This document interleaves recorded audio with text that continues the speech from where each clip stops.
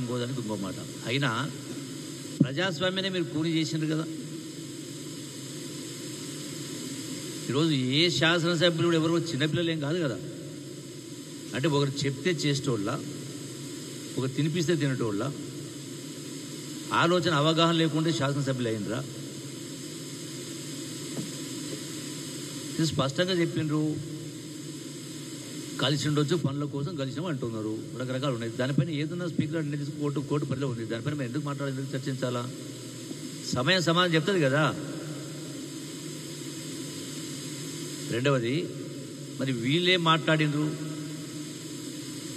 ఈ ప్రభుత్వం రేపు కూలిపోతుంది, ఎల్లుడు కూలిపోతుంది అని మాట్లాడినరా?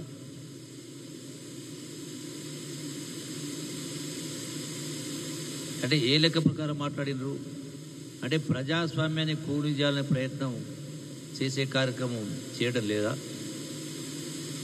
మాట్లాడారు కదా, బీఆర్ఎస్లో మాట్లాడారు, బీజేపీలో మాట్లాడారు కదా. అయినా కూడా నిర్ణయాలు అనేది ఏదున్నా కూడా చట్ట ప్రకారం ఉంటాయి, చట్టం ప్రకారమే ఉంటాయి, న్యాయం ప్రకారం ఉంటాయి. కోర్టులు ఉన్నాయి, స్పీకర్ నిర్ణయాలు ఉన్నాయి. మరి దీనికి ఏదో సిగ్గుందంటే వాళ్ళు ఏదో చేరినట్టుగా, ఏదో చేర్చుకున్నట్టుగా, ఏదో వాళ్ళు తప్పు చేసినట్టుగా, వాళ్ళు ఏదో నిర్ణయం తీసుకున్నట్టుగా రకరకాల మాటలు మాట్లాడుతూ ఉన్నారు. మరి మీకు ఆ రోజు సిగ్గు లేదా? 88 స్థానాలు గెలిచిన తర్వాత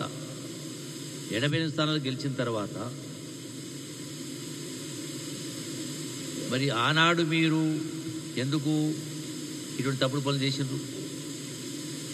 అయినా మేము చేయలే కదా.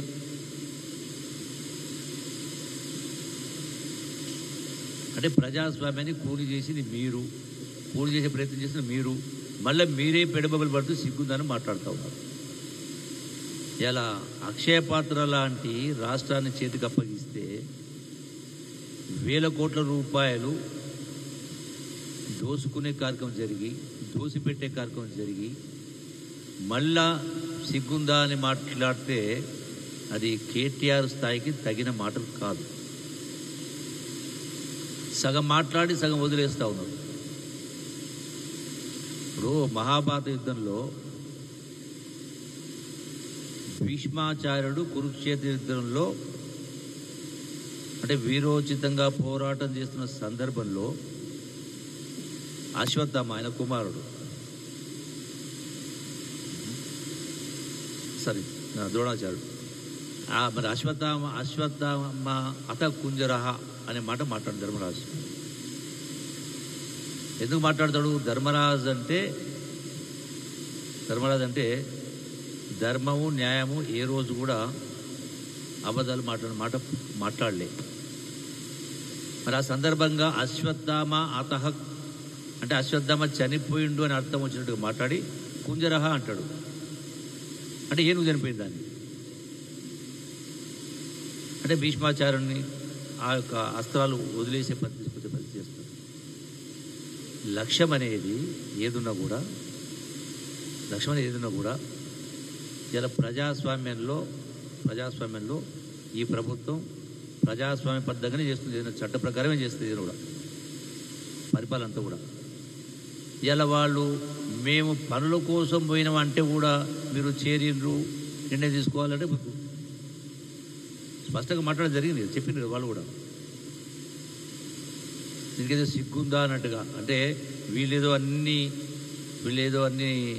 చేసినటువంటి వ్యవహారాలు ఏదో చక్కగా ఉన్నట్టుగా, మేమేదో ఈ ప్రభుత్వం తప్పు చేసినట్టుగా మాట్లాడుతూ ఉన్నారు. అంటే ఏ అంశానికి సంబంధించి మాట్లాడినా కూడా, ఏదున్నా కూడా స్పీకర్ గారు చట్ట ప్రకారం నిర్ణయం తీసుకుంటారు. సుప్రీంకోర్టు కూడా ఆదేశించడం జరిగింది. అదే ప్రకారం సుప్రీంకోర్టు ఆదేశం ప్రకారం జరుగుతూ ఉంది. ఏదైనా వాస్తవాలు బయటకు వస్తాయి కదా.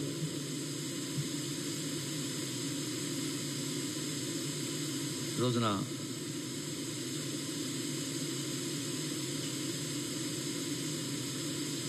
రెండవది, నిన్న నేను ఆదిలాబాద్లో నిన్న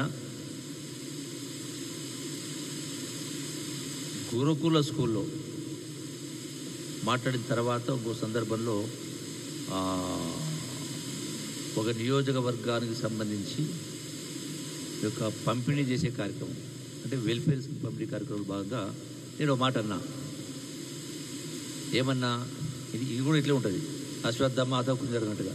నేను అన్నటువంటి సందర్భాన్ని వదిలేసి ఏ సందర్భంలోనైనా నేను 7 పర్యాయాలు పోటీ చేసిన 7 పర్యాయాలు కూడా పోటీ చేసిన సందర్భంలో ఎక్కడ ఏ వేదిక పైన కూడా నేను హామీలు ఇవ్వలేదు. అయినా అన్ని పనులు చేసినా ఏ ఒక్క హామీ ఇవ్వకపోయినా అనే మాట నేను మాట్లాడడం జరిగింది. దాన్ని వదిలేసి మళ్ళీ సిగ్గుందా అని మాట్లాడేటువంటి కేటీఆర్కి సంబంధించినటువంటి సోషల్ మీడియా కావచ్చు, ఇంకోరు కావచ్చు, బీఆర్ఎస్ సోషల్ మీడియా కావచ్చు, దాన్ని వదిలేసి అంటే జూపల్లి గారు అస్త్రాలు వదిలేసిండ్రు, నైరాశ్యలు ఉన్నారు, నిరాశలు ఉన్నారని మాట్లాడుతూ ఉన్నారు. ఏ పార్టీకి తెలియదు కింద అంటే అసలు వాస్తవం నేను మాట్లాడింది ఏంది, వీళ్ళు మీడియాలో ప్రచారం చేస్తున్నది ఏంటి? నేను తప్పు మాట్లాడినా అబద్ధం మాట్లాడినా ఉన్న వాస్తవమే మాట్లాడినా. అయినా కూడా హామీలు ఇవ్వకపోయినా అన్ని పనులు నెరవేర్చిన కాబట్టి మళ్ళీ నన్ను శాసనసభకు పంపించారు. ఇది వదిలేసి ఏదో నిరాశలో ఉన్నారు, నిస్పృహలో ఉన్నారు, నైరాశ్యలో ఉన్నటువంటి మాట మరి వాళ్ళకి సంబంధించినటువంటి సోషల్ మీడియా కావచ్చు, ఇంకా ఏమంటారు దాన్ని చదివేస్తే ఉన్నమతి పోయిందన్నట్టుగా కొన్ని అక్కడక్కడ కొన్ని ఛానల్స్ అంటే వాస్తవాలు తెలుసుకోకుండా చేస్తున్నారు, లేకపోతే రాజకీయం కోసం చేస్తున్నారు కింద అంతగాడు పరిస్థితి. ఒకటే ఈ రోజున 100%